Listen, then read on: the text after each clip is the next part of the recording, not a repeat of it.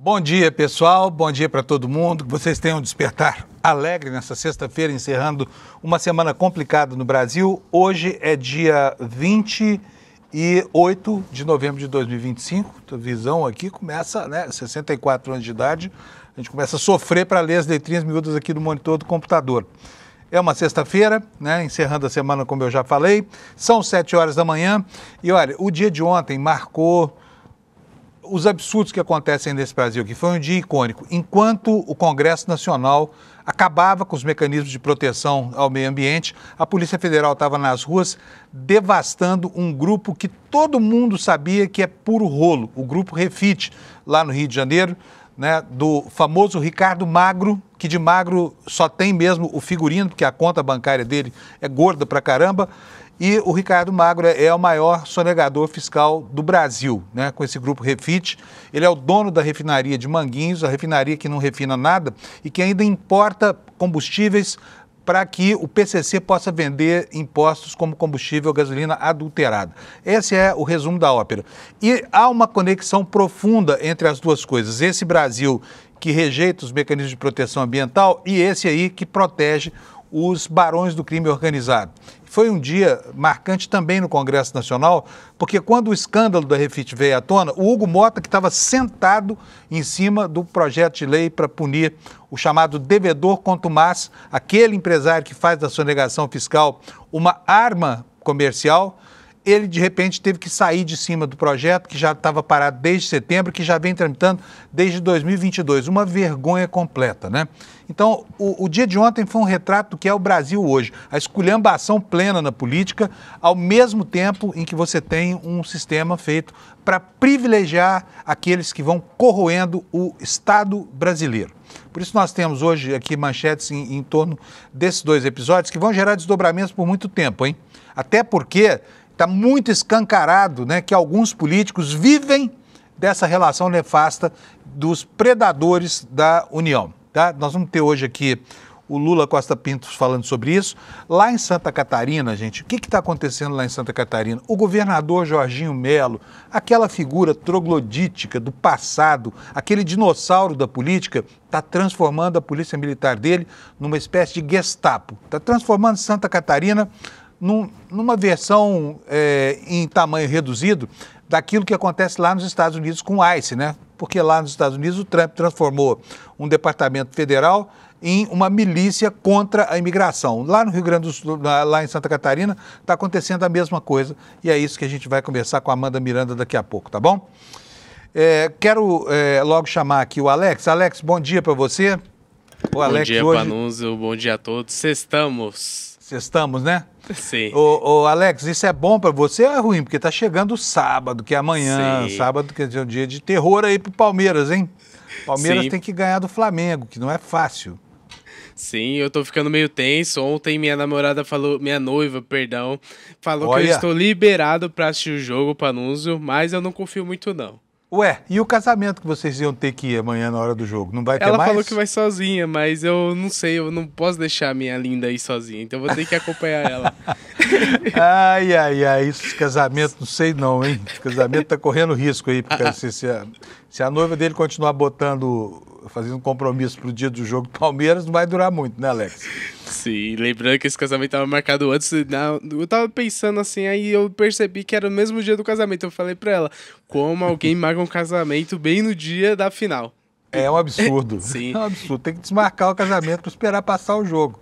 Realmente. Sim, lembrando que o jogo é amanhã, 6 horas da tarde, ali no Estádio Monumental, Lima, no Peru. Então, eu estou meio ansioso. Hoje eu acho que eu não vou conseguir dormir. E vai ser essa questão para se o primeiro tetracampeão brasileiro da Libertadores sairá desse confronto aí do jogo de amanhã, Panunzio. Vença quem vencer, vai ser um tetracampeonato. Isso, vai ser o primeiro brasileiro tetracampeão da Libertadores vai sair desse joguinho que vai acontecer amanhã. Lembrando que é os dois clubes que têm mais títulos ultimamente, estão brigando por todos os campeonatos, com o Botafogo e outros clubes ali. Então vai ser uma final muito concorrida, muito disputada, porque quando tem a final entre os dois, mesmo com a soberania do Flamengo ultimamente contra o Palmeiras, está se dando bem o Palmeiras também nessas finais, tanto na Recopa, tanto ali na Libertadores de 2021, Panuso. Beleza, maravilha. E temos mais notícias aí do mundo do futebol, não? Sim, ontem, Panuso, eu não assisti, eu não vou mentir. Mas ontem o Fluminense ganhou de 6-0 do São Paulo. Uau! Minha atleta vai ficar arrasada, eu não sabia desse resultado. 6-0? 6-0. O que aconteceu com o São Paulo? Então, tá com muitos desfalques ali no departamento médico. O primeiro tempo acabou 3-0. Se acabar 3, vira 6. E o Fluminense ganhou de 6-0 ali. Eu tava vendo trabalhar hoje e no ônibus eu vi esse resultado. Eu não acreditei muito, mas foi algo surpreendente que aconteceu ali no Maracanã ontem, Panusa. Eita, nós, hein? Sim. E hoje, então, o que nós temos aí na tabelinha? Então, hoje a gente vai ter 3 jogos, que tá a sequência da 36ª rodada. Teremos Juventude e Bahia, Vasco Internacional e Santos e Sport. Lembrando que esses 3 jogos de hoje, o Panuso, é importante para a parte de baixo ali da tabela, porque todos os times, tirando o Bahia, está na disputa para declínio para a Série B, Panuso. Tá bom, esse jogo aí, Fluminense-São Paulo, não foi futebol de salão, não? Esse placar aí não costuma ser, né? Tirando aquele 7-1 horrível do Brasil lá em 2014, é raro a gente ver 6 gols de diferença assim numa partida só, né? Sim, o Fluminense foi bem superior e tá mostrando bom futebol. Vamos nessa, Panuso. Beleza, vamos nessa. Então, o pessoal do Palmeiras e do Flamengo, com o coração já apertado aí, esperando o fim de semana, né? Amanhã, 6 horas da tarde, vai estar lá a final lá em Lima. Agora vamos para o Fla-Flu aqui dentro do Brasil, gente, porque está incrível, viu? É inacreditável. Vou mostrar para vocês aqui. Não, ainda não. Eu tenho que falar da meteorologia. Esqueci da meteorologia hoje. Vou passar por ela feito um foguete aqui, porque o programa hoje está lotado, tá? Você está vendo aí o mapa dos alertas, né? Nós temos aí toda essa faixa em diagonal aí no Brasil, amarela e alaranjada. Na faixa alaranjada, que vai lá do Amazonas, de Rondônia até o litoral sul da Bahia, vai ter chuvas intensas. Vamos ver aqui qual é a previsão do Instituto Nacional de Meteorologia. 30 a 60 milímetros por hora, que é muita água, podendo chegar acumulando 100 milímetros por dia, ventos de 60 a 100 quilômetros por hora, com todos os riscos aí de corte de energia, queda de galho de árvore, essa coisa toda, nessa faixa central do Brasil, né? E, bom, vamos voltar aqui para o mapa da previsão, porque eu quero falar das temperaturas rapidinho aqui. Olha, um núcleo de chuva grande aqui no centro do Mato Grosso, como a gente vê, né? E depois chuvas nessa área verde mais escura e também na verde clara. Lá na área amarela, dia de solão, né? E de muito calor. Vamos para as temperaturas aqui. Porto Alegre vai ter 32 hoje, é brincadeira? 32 graus hoje, hein? Gauchada vai virar churrasco lá em Porto Alegre. Em Florianópolis, a máxima chega a 28. Em Curitiba também 28 graus de calor, aqui em São Paulo 29 graus, também quente pra caramba. No Rio de Janeiro a temperatura chegando aos 30 graus, em Vitória 30 graus também de temperatura máxima, em Belo Horizonte a mesma coisa, 30 graus, só que lá chove também em Vitória, né? Vamos ver aqui, Goiânia com 32 graus, previsão de chuva, também chove em Brasília com 32 graus, olha o calorão que está fazendo hoje, hein? Em Cuiabá, nós teremos 34 graus, em Campo Grande, 38 graus, o pessoal lá no Mato Grosso do Sul. Em Porto Velho, 30 graus, em Rio Branco, 29, Manaus, 33 graus, em Boa Vista, 35, no Amapá, Macapá, vai ter 33 graus, em Belém, 32, em São Luís do Maranhão, 32 graus, ixi Maria, olha aqui, ó. 37 graus em Teresina, não é a cidade mais quente do Brasil hoje, quebrando a tradição, né? Capitais aqui, as demais capitais do Nordeste, Fortaleza terá 32, tudo com sol, tá, gente? 31 graus em Natal, em Recife 32, em Maceió 30 graus, em Aracaju também 30 graus, em Salvador 30 graus. Faltou Palmas aqui, Palmas terá 31 graus Celsius, mas chove lá também para alívio do pessoal da capital do Tocantins, tá? Vou mostrar para vocês aqui rapidamente as manchetes na capa do site do ICL, iclnoticias.com.br. Olha, a manchete do dia em todos os jornais do Brasil é essa aqui: operação contra Grupo Fit, apreende 2 milhões de espécies, pacotes esmeraldas, né? E o que me chama a atenção aqui é que esse grupo, né, o Grupo Fit, desse empresário Ricardo Magro, movimentou tanto dinheiro, mas tanto dinheiro, que é o orçamento de grandes cidades do mundo, tá? Os caras movimentaram 72 bilhões de reais. E não foi isso com dinheirinho trocado, não. Movimentaram por dentro do sistema financeiro, né? Descoberta que coloca claramente, né, o acompliciamento que existe entre uma determinada área do mercado financeiro e esses grupos criminosos aí que vivem da sonegação, do tráfico, enfim, que organizam o crime no Brasil. Então nós temos aqui essa manchete: olha, foram apreendidos 2 milhões de dinheiro, não é nada perto dos 26 bilhões em impostos devidos por esses grupos, né? E também pacotes de esmeraldas. Também há uma matéria explicando como é que os fundos de investimento se organizavam para ocultar os bilhões dessa trama criminosa contra o Estado brasileiro, né? E o Lula faz uma matéria hoje bastante densa e muito importante sobre as imbricações políticas, né, dessa galera toda. Com quem? Com os de sempre. Aqueles que estão sempre no noticiário dos escândalos. Ciro Nogueira, Arthur Lira, Eduardo Cunha, né, e as conexões do Ricardo Magro. Enquanto isso, nós temos aqui essa tristeza que aconteceu ontem na reunião do Congresso Nacional. O Congresso liberou a devastação no Brasil. Ele praticamente aboliu, com todos os mecanismos de controle ambiental, né? E facilitou demais o licenciamento ambiental, facilitou muito além do que seria razoável num país que se preocupa minimamente com o meio ambiente. E foram derrubados 56 dos 63 vetos do Lula ontem, numa operação de retaliação política comandada por Alcolumbre e Mota, né, por causa de uma birra, tá? A indicação do substituto ministro Luiz Roberto Barroso para a vaga que ele deixou aberta lá no Supremo Tribunal Federal. Vamos aqui para os destaques secundários. Olha, ainda em relação a essa birra do Congresso, aqui no nosso site, a informação sobre a estratégia do Davi Alcolumbre, né? Que se apequena no seu papel de presidente ranzinza de um Senado que vai entrar para a história como com o mesmo status da Câmara, né? Uma instituição aberta ao crime organizado, uma instituição que age por vingança política e que trai compromissos que assumiu não com o governo, mas com o país, né? E agora ele está cogitando aqui uma sessão relâmpago para tentar apagar de vez a história do Messias no Supremo Tribunal Federal. Está dizendo ao Lula assim: Lula, quem manda no Brasil sou eu, tá? Que é a imagem daquilo que o Centrão pretende, né? A Amanda Miranda, que estará conosco daqui a pouco, está contando que as prefeituras de Santa Catarina mandaram 1.600.000 reais para uma produtora de shows evangélicos, tá? O Evangelistão Catarinense, funcionando para os apaniguados de sempre, né? Mais informações aqui no site do ICL. Após a operação contra a Refit, o setor de combustíveis cobra uma nova lei do Congresso Nacional. O Kleber Lourenço já vai explicar o que é isso para nós, tá? E a esposa do Ramagem dizendo que o celular dela foi apreendido quando ela foi para os Estados Unidos encontrar o maridinho fujão, tá? Então, olha, eu preparei aqui para vocês um PowerPoint.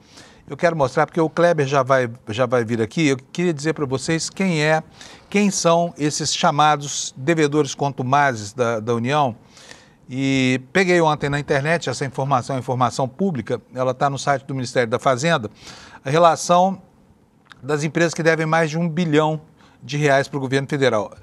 As 15 primeiras estão aí nessa tabelinha de Excel que eu fiz: Zircônia, Carital, Padma, Companhia de Alimentos Glória, Leap Investimentos, Lácteos do Brasil, Refinaria de Petróleo de Manguinhos, essa objeto da operação de ontem, Indústria de Papel Ramenzoni, e vai por aí afora. Agora, como não houve tempo ainda para checar o perfil empresarial de cada um desses pilantras que devem bilhões e bilhões aí para a viúva, eu vou mostrar para vocês quem são os 3 primeiros que encabeçam essa lista, tá bom? Vamos lá, começando por este senhor aí, que você está vendo no seu vídeo. Ele é um banqueiro, ele foi o sujeito que... Deixa eu só consultar aqui minhas anotações, eu já volto com vocês, tá bom? Esse é o Marcos Elias. Quem é o Marcos Elias? É um banqueiro que assumiu em 2006 a operação... Pode botar de novo, por favor, Alex? A operação da Parmalat no Brasil. e ele criou um conglomerado de empresas com uma série de pilantragens e deixou pelo menos 35 bilhões de reais em dívidas depois de uma aventura a partir da assunção da operação da Parmalat no Brasil, tá bom? O segundo, pode tirar daí, pode tirar a imagem, é o dono da fábrica de óleo Maria, né? Eu vou pegar aqui o nominho dele para vocês. Esse sujeito, peraí, já falo com vocês aqui o nome e tudo mais.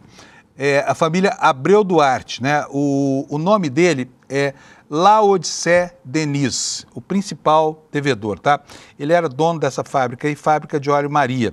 Agora, o curioso é que esse figurão, que também deve bilhões e bilhões ao Brasil, ele tinha assento na Fiesp, sabia? Olha só, ele se sentava, ele devia 6 bilhões e 900 milhões de reais, isso em 2016, 2016, né? 9 anos atrás, quase 10 anos atrás.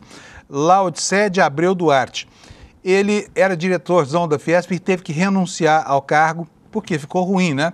Uma entidade com o prestígio que a Fiesp tinha na época, aliás, já era uma entidade bem decadente. Mas, de toda forma, ter um diretor que deve quase 7 bilhões de reais para a viúva e não paga, é algo digno de nota, né?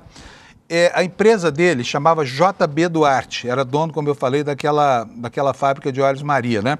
E, posteriormente, ele foi condenado por manipulação insider trading, como você está vendo aí, nessa matéria que eu recuperei no estado de São Paulo, no serviço Investidor do Estadão, e ela conta o seguinte, o executivo Laodicé Denis de Abreu, não sei se é Laodicé, não sei como é que fala o nome dele, vice-presidente do Conselho de Administração das Indústrias JB Duarte, comercializando ações na Bolsa como JBDU3, foi condenado por manipulação lá para trás, né? Isso há 10 anos. Por 36 meses, ele ficará inabilitado de atuar no mercado financeiro aberto, tá? Aí aparece o Ricardo Magro, é o terceiro da lista. Quem é o Ricardo Magro? O Ricardo Magro é um golpista velho, conhecido da Justiça e da Polícia Brasileira. Em 2016, ele chegou a ser preso, né? Vou mostrar para vocês o próximo slide aqui. Por quê? Por ingerências nos fundos Postales e Petros, tá? Mas ele foi preso em 2016, depois ele foi julgado e foi absolvido. Aí passou a morar lá nos Estados Unidos. E a morar nos Estados Unidos não como um mortal qualquer, mas como um nababo mesmo. A revista Carta Capital fez uma matéria lá, mostrando aí, olha, a doce vida de um sonegador brasileiro nos Estados Unidos. Com a prisão decretada no Brasil há 5 anos e uma dívida bilionária com o fisco, Ricardo Magro esbanja a riqueza em Miami. Entre outras coisas, essa casa que você está vendo aí é a mansão que esse Magano mora, tá? Fora do alcance da justiça brasileira. Tanto que ontem ele nem foi alvo, nem foi objeto de mandado de prisão. Por quê? Porque não mora no Brasil, está lá, né, escondido previamente. O que a Carta Capital descobriu sobre ele? Vou ler aqui para vocês. Magro é um ilustre habitante de Miami, onde vive há pelo menos 5 anos. Isso aqui em 2021, tá? Estamos falando de uma matéria que tem quase 5 anos, portanto ele era muito bem conhecido. O último ano e meio foi confortavelmente passado em uma mansão comprada por 36 milhões de dólares em Coconut Grove, lá no sul de Miami. A residência pertencia ao astro LeBron James, ao astro da NBA. Detalhe que revela o interesse do sonegador brasileiro pelo mundo dos esportes. Desde julho de 2021, ele passou a ser sócio do empresário e celebridade Dana White, dono de franquia de lutas marciais UFC, na venda de uma marca de gasolina aditivada distribuída pela FIT, a refinaria dele, né, que é outra das empresas dele. Na peça publicidade de lançamento do produto, o lutador brasileiro Rodrigo Minotauro atuou como garoto propaganda. Então vive como um magano lá nos Estados Unidos, né? E olha, esse cara era tão conhecido, e eu estou falando isso para vocês por quê? Por causa das relações hoje dele. Estou mostrando como ele era conhecido há muitos e muitos. Ele é um velho vigarista, tá? Achei também uma matéria aqui, olha, publicada em 2024, julho de 2024, no jornal Valor Econômico, assinado pela jornalista Maria Cristina Fernandes, que descreve o que é o projeto do devedor contumaz, que já estava tramitando há muito tempo na época, tá? A matéria diz o seguinte, ao fim do recesso legislativo, isso lá em julho de 2024, tá? O fim do recesso legislativo trará à tona uma nova tentativa de votar a tipificação do devedor contumaz. Nenhum projeto simboliza melhor a borra que entope o futuro do Brasil. De um lado estão algumas das maiores empresas do país e o Ministério da Fazenda, e de outro, um punhado de empresas que competem por meio da evasão fiscal, por meio de relações com os parlamentares e dirigentes partidários cooptados. Olha o que mais que a Maria Cristina nos dizia aqui, olha. A resistência a essa tipificação vale-se cada vez mais do poder de barganha dos interessados junto ao Supremo Tribunal Federal. Na defesa de devedores contumazes estão alguns dos maiores escritórios de advocacia do país, alguns dos quais com parentes de ministros e ex-ministros. Ela está falando aqui da imbricação na justiça, né? A turma da resistência oferece carona ao crime organizado cada vez mais espraiado na economia e deixa a pé não apenas políticas públicas desprovidas de bilhões de reais, quanto o poder do Estado na garantia de um ambiente de negócios seguros. Não são inadimplentes ou sonegadores comuns, são contumazes. Quando autuados, eles passam a operar sucessivamente por outros CNPJs, de maneira que nunca deixam de operar, no limite aos que se valem de mercadoria desviada, de depósitos clandestinos, fraude alfandegária, venda fictícia e empresas fantasmas. Agora, em maio passado, na primeira viagem internacional de Hugo Motta, feita supostamente a serviço, o compromisso dele, aliás, não foi maio, foi em julho, tá? O compromisso do Motta lá em Nova York foi com um jantar com esse picareta, tá? Desse Ricardo Magro. Esse jantar ficou muito bem registrado, a gente na época falou isso aqui, que o Hugo Motta estava indo para os Estados Unidos para participar de um regabof lá com o dono da maior espelunca sonegadora brasileira, que é essa tal Refit. E está aqui o registro de uma matéria no site do ICL Notícias. Olha, Hugo Motta gastou diários da Câmara em reunião com Dória e empresários em Nova York. Essa matéria dizia o seguinte, olha, quer dizer, o Hugo Motta, tão cara de pau, ele cobrou do Estado essa ida para se encontrar com um amigo dele, o Cupincha sonegador, tá? Anote isso, olha só, o relatório oficial da viagem, assinado pelo próprio deputado, confirma a presença nos seguintes eventos. Aí cita um monte de coisa aqui. Diálogos Esfera Nova York, Lide Brasil, Fórum Veja Brasil, Summit Valor Econômico, Conferência da Tagro sobre açúcar e etanol e eventos organizados pelo BTG, XP, JBS, Citibank. Entre os destaques está o jantar Refit 70. Evento privado da Refit, empresa considerada a maior devedora de ICMS do Brasil, ligada a quem? A esse pilantra do Ricardo Magro. Olha, não é por acaso que o Hugo Motta ontem se apressou e saiu aí com essa comunicação nas redes sociais. Ela diz o seguinte, a segurança pública também passa pela segurança. Esse cara, volta aqui para mim, por favor, Alex. Deixa eu contar uma coisa para vocês. Tem em mente que o Hugo Motta sentou em cima do projeto do devedor contumaz. Ele parou de tramitar, tá? E ontem, com a cara de pau que Deus lhe deu, o Hugo Motta volta a se comunicar com o Brasil, fazendo de conta que não era com ele. Veja só aí, essa comunicação que eu vou ler para vocês. Segurança pública também passa pela segurança econômica. Por isso, a Câmara avança no combate às fraudes do setor de combustíveis com um combo de projetos estruturantes, cada um com o seu relator já designado. Aí ele lista aqui os projetos, né? O PL 109/2025, fiscalização da ANP, acesso às notas fiscais da cadeia de combustíveis, nomeou o filho do Otto Alencar para ser o relator. PL 399 endurece pena para adulteração de combustíveis, deputado Alceu Moreira, do MDB. PL 1923 cria o Operador Nacional do Sistema de Combustíveis, deputado Júnior Ferrari. E aqui está o problema, o último dessa lista aí, vocês estão vendo, olha, PLP 125/2022, pune o devedor contumaz. Nomeou um cupincha do PL, tá? Deputado Antônio Carlos Rodrigues, para relatar isso. Agora, quero que você repare na data em que esse projeto foi apresentado, tá? Olha só, 2022, tá? 2022, tá? Há 3 anos parado nos escaninhos da Câmara e o Hugo Motta não queria de jeito nenhum votar o projeto que vai botar na cadeia o amiguinho dele, o Ricardo Magro, tá bom? Então, indicou aí os relatores, né? E com esta cara de pau que Deus lhe deu, anunciou ao Brasil que a Câmara está unida no combate ao crime organizado. Não é demais? Bom, deixa eu chamar o Kleber Lourenço. Kleber, bom dia, Kleber. Trazer um pouquinho aqui, peço desculpa para você, o Kleber estava previsto para 7h15, mas às vezes não dá, né? Kleber, agora me conta, como é que foi essa história de o Motta resolver tirar da gaveta o projeto do devedor contumaz, sobre o qual ele estava sobejamente sentado? Bom dia para você. Bom dia, Panunzio. Bom dia à comunidade do ICL. Olha, essa história é bem engraçada e até trágica também, Panunzio, porque o que acontece? Eu estava conversando já ao longo do início da semana com aliados próximos a Hugo Motta, com interlocutores do presidente da Câmara, e todos cravavam que o PL do devedor contumaz teria o seu relator apresentado em dezembro e provavelmente a votação do projeto na mesma semana em que o relator fosse anunciado.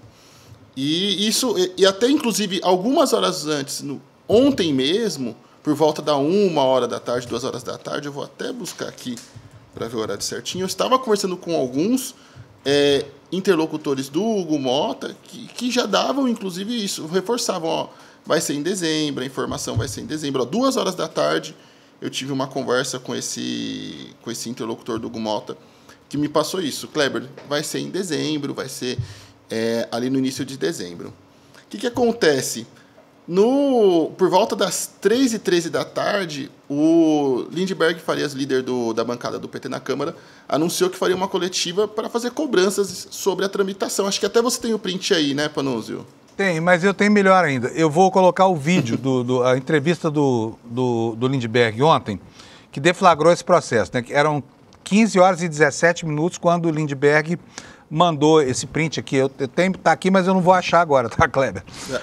Enfim, eram 15h17, se eu não me engano, né? A hora em que o Lindbergh informa sobre essa convocação da reunião de líderes, o fechamento da questão na bancada do PT. E quantos minutos depois o Motta anuncia o desengavetamento do processo? 18 minutos. Antes desse vídeo, Panunzio, ele já tinha, a assessoria do Lindbergh já havia mandado mensagens a jornalistas avisando sobre essa coletiva de imprensa que seria feita e deixou bem claro na mensagem que seria uma conversa referente ao devedor contumaz. Eu vou até procurar esse print aqui certinho. Olha aqui o texto, ó. Deputado Lindbergh Farias, líder do PT na Câmara, falará à imprensa hoje, às 16h, no Salão Verde. Pauta: urgência para aprovação do projeto devedor contumaz e caso Ramagem. Então, eu até vou botar aqui, o Alex vai botar, que está na minha tela aqui, o print, só para que não reste dúvida, está aí, ó, inclusive a hora embaixo no canto inferior direito, 15h13, né? Continua, Kleber. Isso. E aí, 18 minutos depois, ali às 3h31, o Hugo Motta faz o tweet que você acabou de exibir. Então, as coisas vieram coladas. Às 2h da tarde, eu já havia conversado com interlocutores do Motta. Eles já tinham falado que ia ficar para dezembro, que ia ficar ali para o começo de dezembro. Não tinha perspectiva, inclusive, disso ser anunciado tão breve. Inclusive, esses interlocutores comentaram comigo: Kleber, já tem o relator escolhido. Eu não posso te falar agora, porque isso vai ficar mais para frente. A gente está alinhando com todas as partes envolvidas ali. E aí, passam-se alguns minutos, passam algumas horas, na verdade, né, das 2h da tarde que eu conversei até as 3h30, até as 3h31 que veio o anúncio, tudo se desenrolou. Teve no meio essa coletiva do Lindbergh. Então, só para você ver como se dão as coisas ali, como na Câmara dos Deputados tudo é negociação, obviamente, é a base da política, mas também funciona muito bem a pressão política. E aí também, algumas horas antes, o Instituto Combustível Legal, que é uma instituição que congrega distribuidores de combustíveis do setor, representantes legalizados do setor, grandes marcas, já havia lançado também uma nota cobrando a própria Câmara dos Deputados da votação desse projeto. Até procurando a nota aqui que eu recebi. O Instituto Combustível Legal é do Emerson Capaz, não é isso? Eles têm lutado junto com o governo federal, junto com a Polícia Federal, pela moralização dessa indecência que é o mercado de combustíveis no Brasil, né? Por essa quantidade de fraudes, essa coisa toda. Inclusive, no comunicado deles, Panunzio, carregava o título: Operação Poço de Lobato, que foi aquela operação ontem que atingiu a Refit, confirma a necessidade imediata de aprovar o projeto de lei do devedor contumaz. Então, além de ter a operação, que obviamente já gerou um constrangimento, inclusive, até agora há pouco você passou uma matéria antiga minha, né, ali de julho, sobre esse jantar do Hugo Motta e Dória e o pessoal da Refit, que o pessoal que foi trazido à tona novamente por conta da operação de ontem. Aí tem essa nota do Instituto Combustível Legal, e a cereja do bolo vem ali o Lindbergh anunciando uma coletiva para pedir urgência na votação. E aí, alguns minutos depois, o Motta decide adiantar o anúncio desse projeto, que já está ali parado há um bom tempo na Câmara dos Deputados, Panunzio. Pois é, bom, essa foi a cronologia da coisa ontem, tá? Isso é para que você que está nos assistindo aqui fique bem informado e entenda direito a natureza dessas relações e o medo que essa gente está, né, de criar para si mesmo áreas de arestas aí com o trabalho que a Polícia Federal vem desenvolvendo, tá? Porque, olha, o que se trata, e daqui a pouquinho nós vamos falar com o Lula sobre isso, né, Kleber? É que o crime organizado está mandando no poder no Brasil, tá? Essa Refit, a refinaria de Manguinhos, não refina 1 litro de combustível há muito tempo. O que eles fazem é comprar, contra a legislação, combustível pronto da Rússia, que é distribuído para os postos brasileiros aí, que revendem, né? E, inclusive, em conexão com a malha de postos do PCC. Nós vimos tudo isso na Operação Carbono Oculto e as coisas vão se avolumando. E é esta gente que impede que a legislação brasileira seja aprimorada para que se possa combater essa máfia que está mandando o Brasil. Não é mais assim, vamos impedir que o crime organizado chegue ao poder. Não, o crime organizado está no poder no Brasil. Esse é um país governado pelo crime organizado, tá? Escutem aí o que nós estamos falando, né, Kleber? Inclusive, Panunzio, a nota do Instituto Combustível Legal tem o seguinte trecho, falando sobre a postergação dessa votação. Esta brecha legislativa, por sinal, tem sido a porta de entrada para o crime organizado no mercado formal brasileiro. Então, eles também fazem esse mesmo alerta sobre o crime organizado, se beneficiando da ausência da votação do PL do devedor contumaz.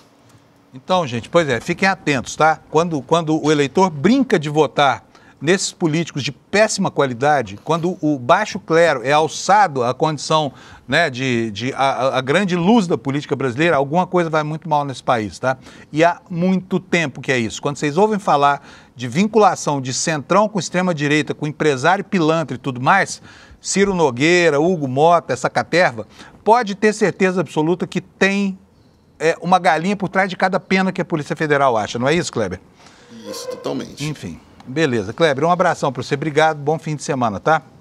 Obrigado, Panunzio. Vou te desejar bom descanso, porque a última vez que eu falei isso aqui foi semana passada no feriado, deu tudo errado, né? Então desejo a você que trabalhe bastante no fim de semana, tá? Pode deixar. Igualmente também, Panunzio. E aproveitar para pedir para a comunidade do ICL. Também nós temos o site iclnoticias.com.br. Lá a gente está fazendo toda essa cobertura também e trazendo para os programas, trazendo para nossa pauta ali, não só Refit, mas também outros assuntos importantes. E eu também estou lá todo dia com uma apuração diferente para deixar todo mundo bem informado. Maravilha. Um abração, Kleber. Obrigadíssimo, viu, por participar aqui tão cedo aqui do nosso programa. Obrigado. Bom, pessoal, vocês estão vendo aí, as coisas estão apertando para os criminosos, né? Vocês entenderam por que a Polícia Federal estava sendo afastada das suas atribuições de fiscalização por esta mesma gente envolvida com esses pilantras da sonegação? Vocês entendem o que eles temem? Eles estão... Olha, eu vou falar aqui, eles estão com o cu na mão. É o que está acontecendo hoje lá em Brasília. Tem gente lá que para dormir está tomando balde de Rivotril, sabe? A situação está ruim para eles porque a Polícia Federal está avançando no encalço dessas organizações criminosas. E alguns nomes são ubíquos, né? São onipresentes, estão em tudo quanto é lugar. Onde tem um escândalo está lá. Ciro Nogueira está, Hugo Mota está, Lira está, essa gente toda, né? Vamos ver onde isso vai dar. Se a Polícia Federal continuar fazendo o trabalho que tem feito e se eles não conseguirem impedir que a Polícia Federal age institucionalmente, logo, logo essa história vai começar a ser contada. O que parecia ser impossível no Brasil, que era botar na cadeia general golpista, está acontecendo. Talvez daqui a pouco a gente veja e enxergue com bons olhos que a nossa história caminhou no sentido de prender também quem corrompe os políticos deste país aqui, tá? E, bom... Por falar em corrupção, eu vou chamar aqui a Amanda Miranda. A Amanda está sempre tão disponível para a gente aqui. Eu quero já começar agradecendo. Amanda, bom dia para você. Vi você ontem no N2, estava lá fazendo o maior sucesso no N2, né? Com as aprontações aí de Santa Catarina. Amanda, antes de falar do Jorginho Melo, da sua Gestapo pessoal aí em Santa Catarina, estou recebendo aqui informação que você também queria falar sobre Hugo Mota, pois fique à vontade, viu? Bom dia para você. Ah, não, era o Lula. Desculpa. Não, não, mas eu também, se precisar falar mal do Hugo Mota, estamos aqui para isso também. Eu digo o seguinte, não precisa nem falar mal, é só falar a verdade. Não precisa falar mal, né? As coisas são... Mas exato, vamos falar do... Fato é fato. Vamos falar do Jorginho Melo, que já é bastante ruim para o Brasil ouvir as malfeitorias que têm acontecido lá em Santa Catarina. Ontem, a Amanda participou do programa.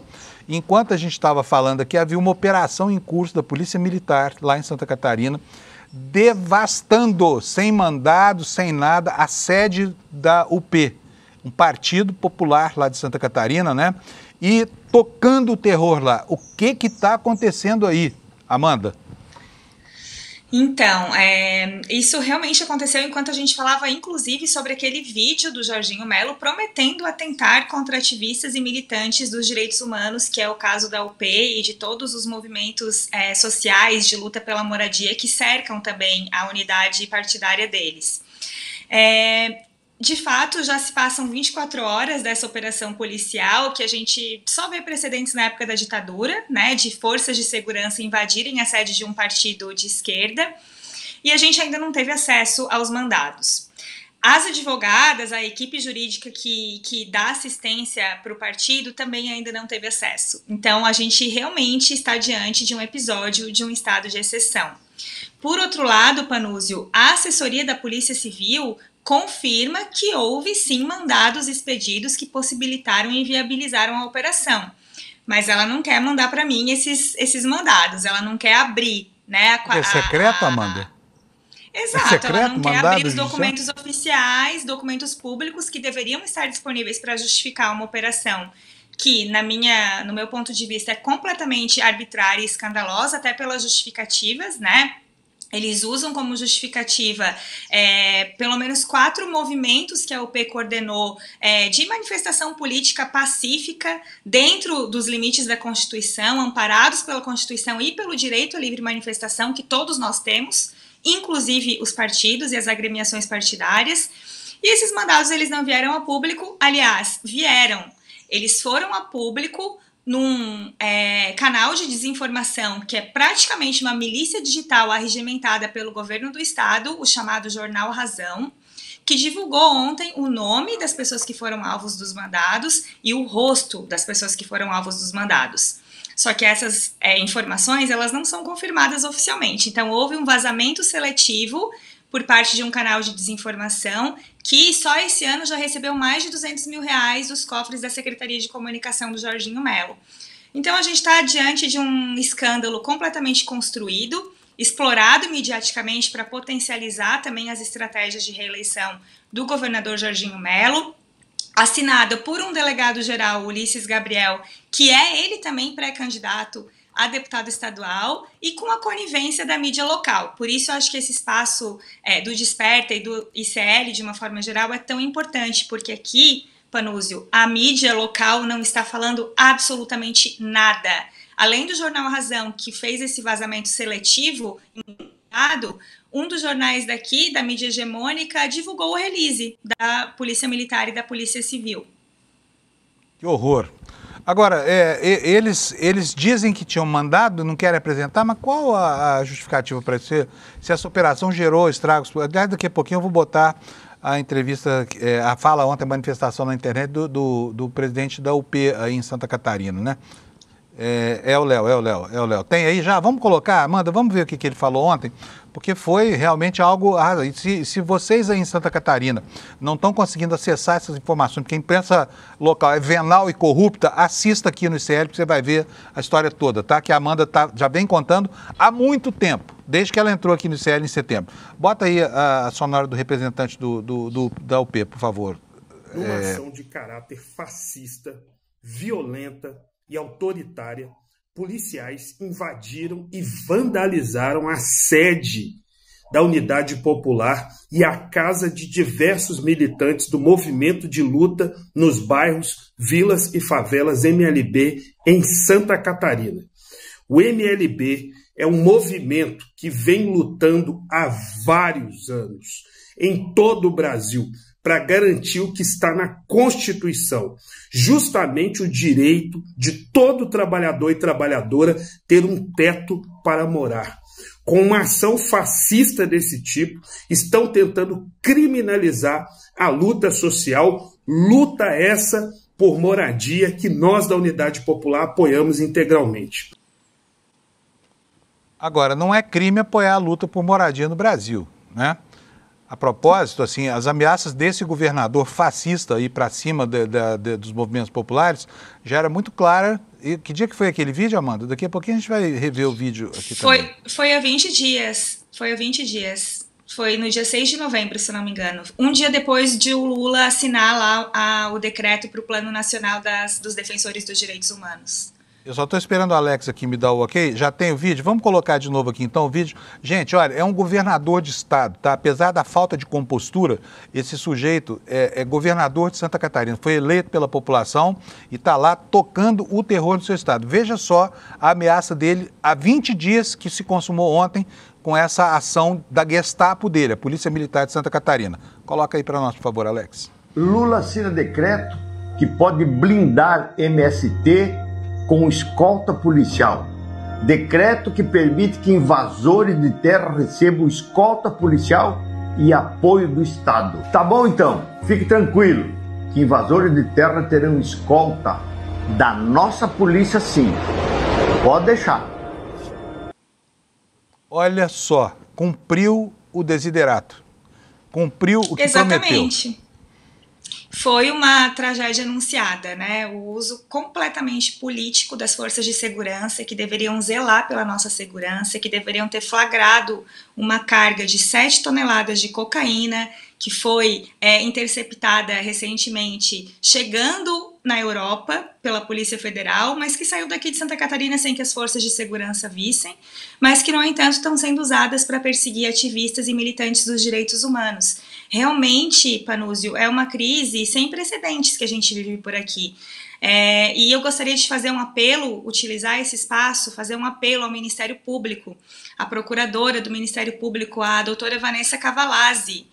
Por favor, a gente precisa que os órgãos de controle atuem, porque a gente está num estado que está contaminado por ilegalidades, por arbitrariedades, como se a gente vivesse num estado paralelo à margem da Constituição Federal.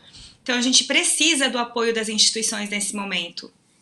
Você, Amanda, você tem sido uma voz muito importante aí em Santa Catarina, porque você tem denunciado, como eu disse ontem aqui, tem repetido isso aí ao longo dos dias, você botou Santa Catarina no mapa da Federação dos Escândalos do Brasil, né? E está mostrando para a gente como a micropolítica de Santa Catarina reflete exatamente o que teria acontecido com o Brasil caso esses fascistas tivessem ganhado essa eleição. Eu queria saber como é que está a sua segurança pessoal. Então, eu tenho falado nas minhas redes, eu acho importante também ocupar esses espaços, porque eu não me sinto blindada a ponto de acreditar que o meu equipamento de trabalho também não vai ser levado pela Polícia Civil a qualquer momento. A gente sabe que esse cerceamento, Panúzio, como na época da ditadura, ele escala, né? Na ditadura, se começa tentando tirar os comunistas de circulação e se escala atingindo jornalistas. A gente viu o que aconteceu com Vladimir Herzog. Então, eu não me sinto completamente blindada dessa estrutura, mas eu acredito que esse espaço que a gente tem ocupado aqui, né, na mídia nacional, num canal relevante como é o ICL, ele é fundamental para que os nossos direitos voltem a ser cumpridos. Eu sinto uma ruptura institucional aqui. E como, além de tudo, o governador também tem esse discurso separatista, eu creio que ele está tentando formular, à margem da lei, uma constituição própria do Estado, em que ele pode chegar aqui, bater na minha casa e levar meu celular e meu computador, como se eu fosse uma transgressora, sendo que o meu papel realmente é levar a informação baseada nos fatos como eles são. E o que a gente tem de fato hoje sobre essa operação é que os mandados expedidos ou teoricamente expedidos pela justiça para que a Polícia Civil invadisse, a Polícia Civil e a Polícia Militar invadisse sede de partido político, eles não são públicos. E a gente quer saber por que eles não são públicos. E se eles realmente foram expedidos, quem foi o juiz e com qual argumento ele deu autorização para o uso da força, inclusive com arrombamento na sede do partido e numa atuação completamente arbitrária e flagrantemente ilegal. Até aqui a gente pode chamar de ilegal, porque a gente não vê nenhum rastro de legalidade nessa operação. Só para lembrar, né, uma história triste, houve outras operações, como eu não estou dizendo que não tenha havido um mandado judicial, porque isso é fácil de conseguir. A gente sabe que tem muitos promotores e juízes reacionários extremamente alinhados com a extrema-direita. Lembro do episódio do Cancellier, né, em Santa Catarina. Lembro do episódio do Moro com Deltan Dallagnol. Deltan Dallagnol certamente assinaria um pedido como esse para que o juiz liberasse a invasão de um partido político por pura implicância ideológica, como fez o Jorginho Melo, né? Então, a cautela é muito bem recomendada, viu, Amanda? E toma cuidado aí, porque realmente não está fácil viver no sul do país, especialmente Santa Catarina, né? Obrigada, Panúzio. Eu acredito também nessa rede de apoio que se forma aqui em torno de mim com essa comunidade. Um beijo, Amanda. Obrigadão para você, tá? Esperando sempre você aqui quando você tiver informações novas, tá?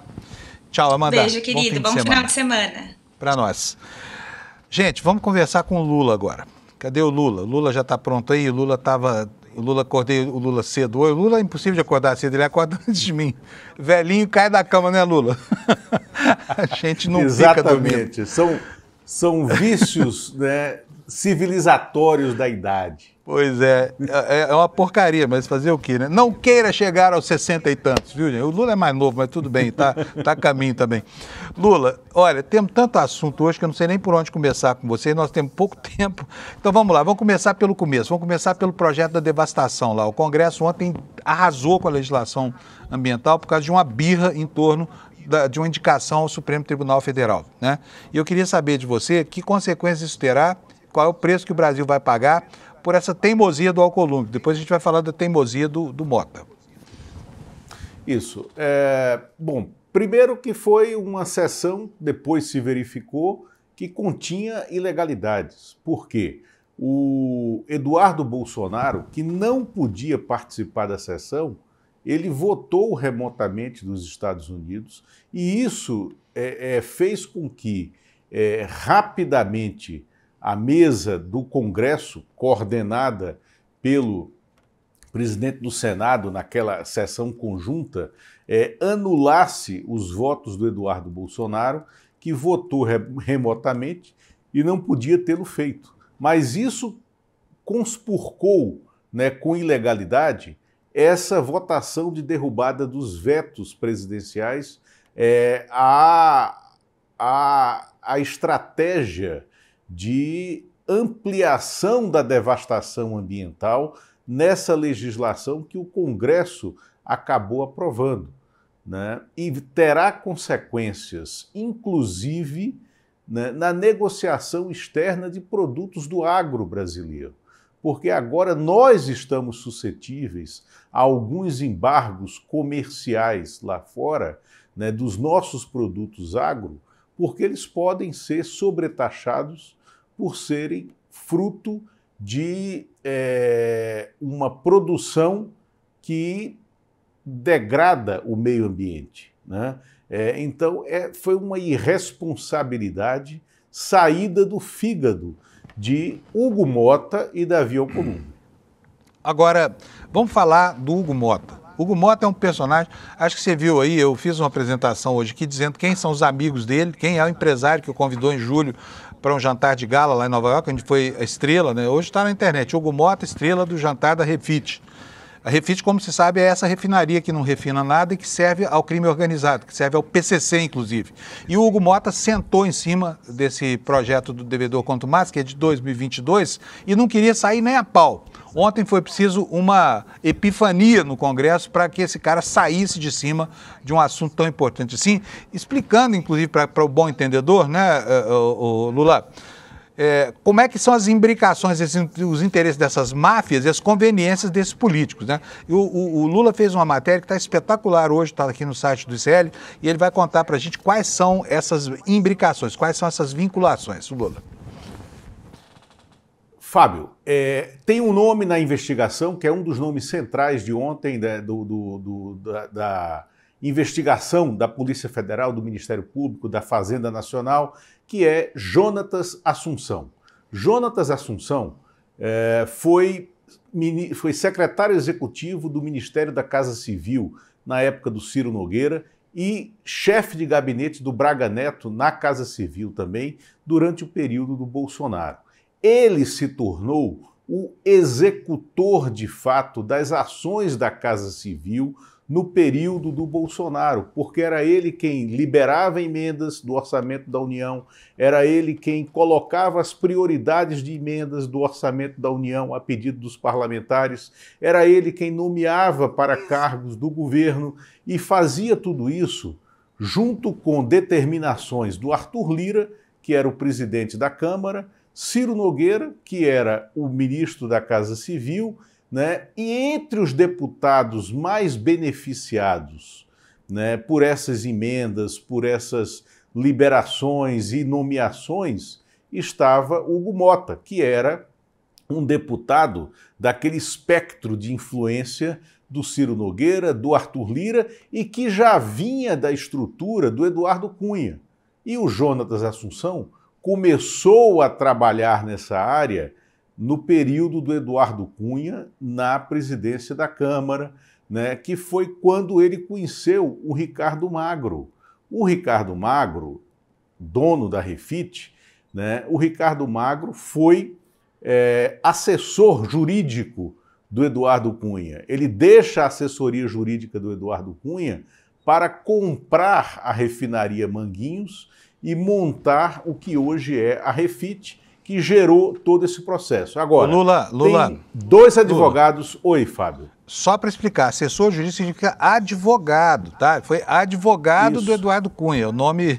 Quer dizer, o cara entra nos desvãos da política muito bem acompanhado, assessorando talvez o mais rapinador de todos eles, né? Que, aliás, também se meteu numa fria por causa de operação com títulos, né, de empresas petrolíferas. Isso. Que foi Eduardo Cunha. Então, Fábio, exatamente.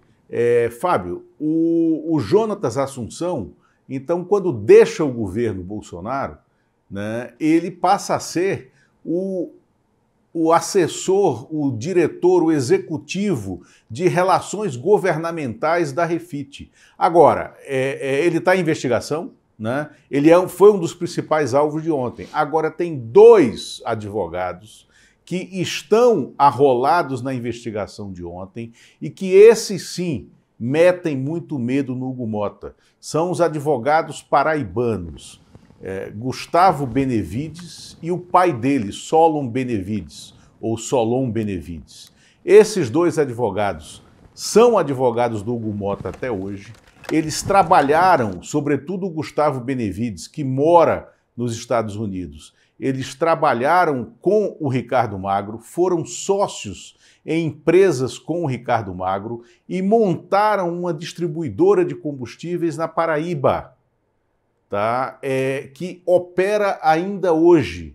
Então, esses dois, Solon Benevides e Gustavo Benevides, são um elo fundamental ligando o Ricardo Magro às investigações da Refit, né? E mais, eles fizeram um lobby direto lá atrás para retardar a votação desse projeto do devedor quanto mais, que é um projeto que desmonta a estrutura de corrupção, a estrutura de desvios e a estrutura de sonegação montada pelo Ricardo Magro. Agora, tem mais um nome que está na investigação e que é da nossa área, Fábio. Jornalista não, ele é um advogado que atua como comentarista político, né?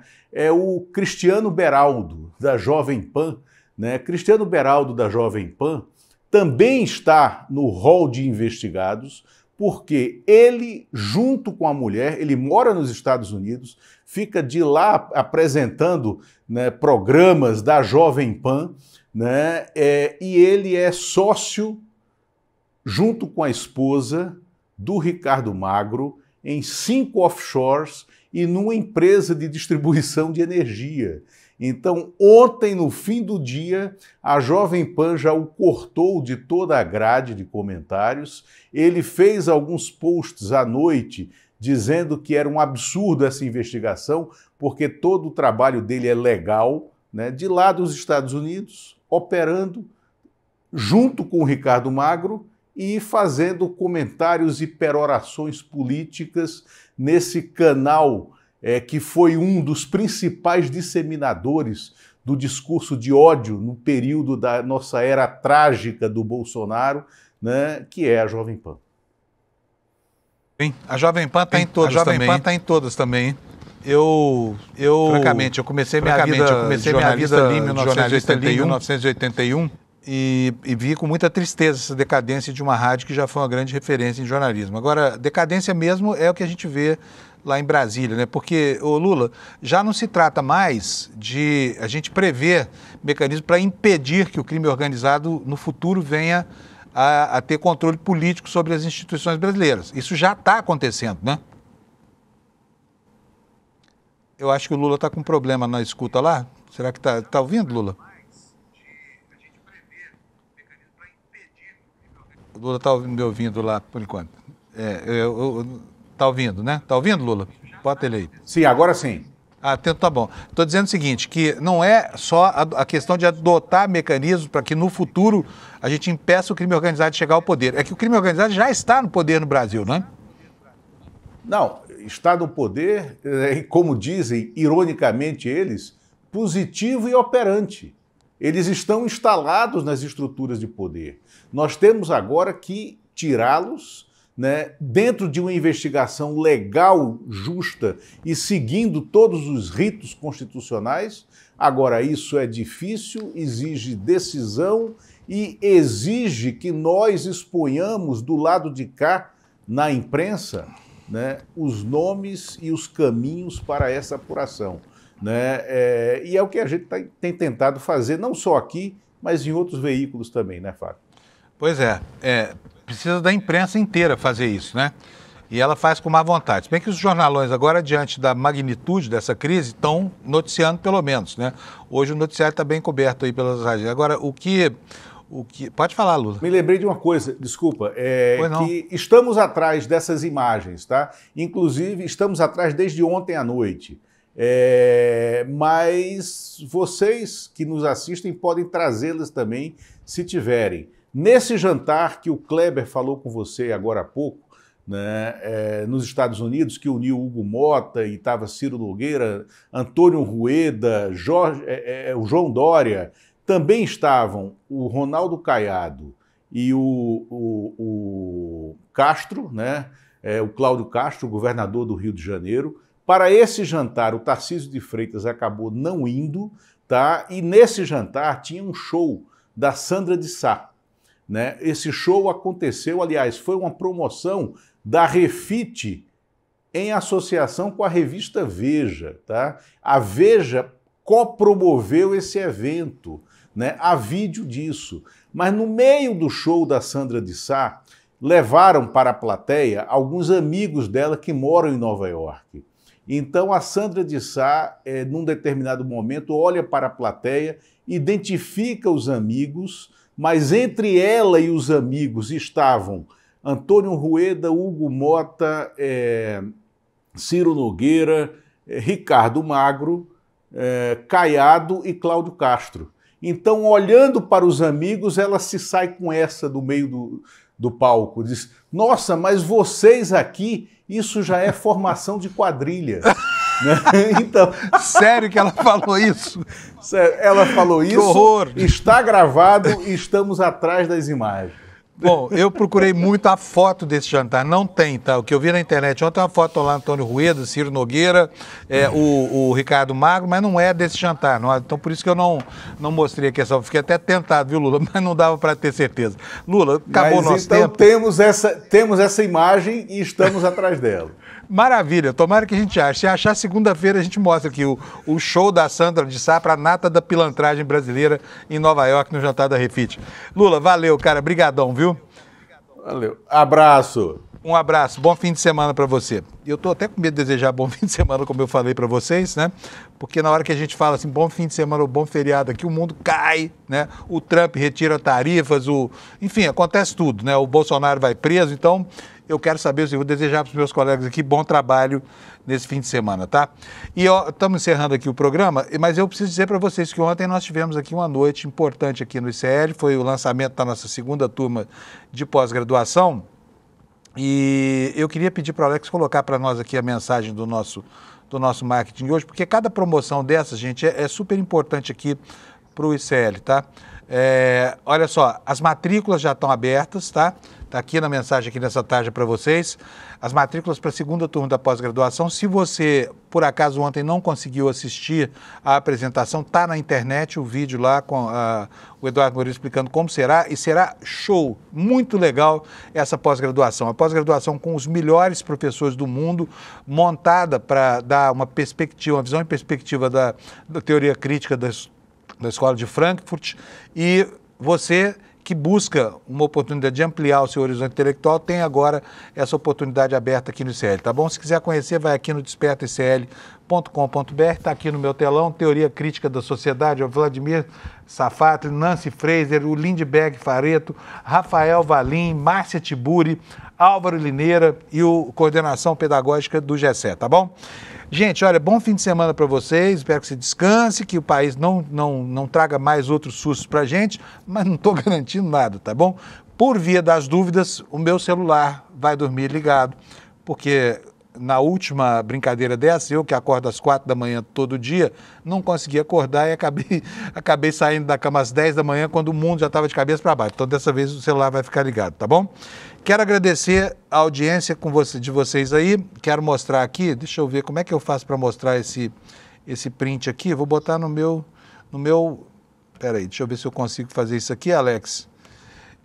Vou colocar no meu PowerPoint aqui, vai ficar mais fácil. Quer ver só? Porque aqui é um fato importante para a gente anotar e agradecer a vocês por isso, tá? Não funcionou. Não funcionou. Vamos lá. Vou insistir aqui. Nós temos uns segundinhos ainda aí, Alex, ou não? Ou já estamos com o tempo... hoje é sexta-feira, né? Tá fácil a coisa aqui no ICL. Bom, vamos lá então. Vamos botar no ar aqui, porque outro dia eu mostrei essa imagem aqui, mas estava o telefone celular aqui da nossa produtora que faz a coleta da audiência, tá? O Desperta ICL, com 24.090 viewers simultâneos, está aí em primeiro lugar na audiência, como acontece todo dia nesse horário, e eu quero agradecer a sua audiência e a sua contribuição para a nossa sobrevivência com o simples fato de nos assistir aqui, tá bom? Pessoal, tchau para vocês. Então, segunda-feira, 7 da manhã, nós estamos aqui de novo, tá bom? Vamos ver o que sobrou do país até lá. Obrigado pela audiência. Fala, turma, a espera acabou. A gente abriu as vagas para a nossa pós em Teoria Crítica da Sociedade. Uma pós histórica, porque é a primeira vez no Brasil que é oferecida. E uma pós também muito especial, porque é feita em parceria do ICL com a FESP São Paulo, uma das instituições de maior prestígio no Brasil. A gente tem um número limitado de vagas numa condição super especial, que foi o lançamento dessa pós. Já tem muita gente que se inscreveu, literalmente milhares de pessoas, e essas vagas na condição especial elas estão acabando. Mas eu estou gravando esse vídeo exatamente para alertar vocês que querem participar dessa pós e não querem perder a condição especial.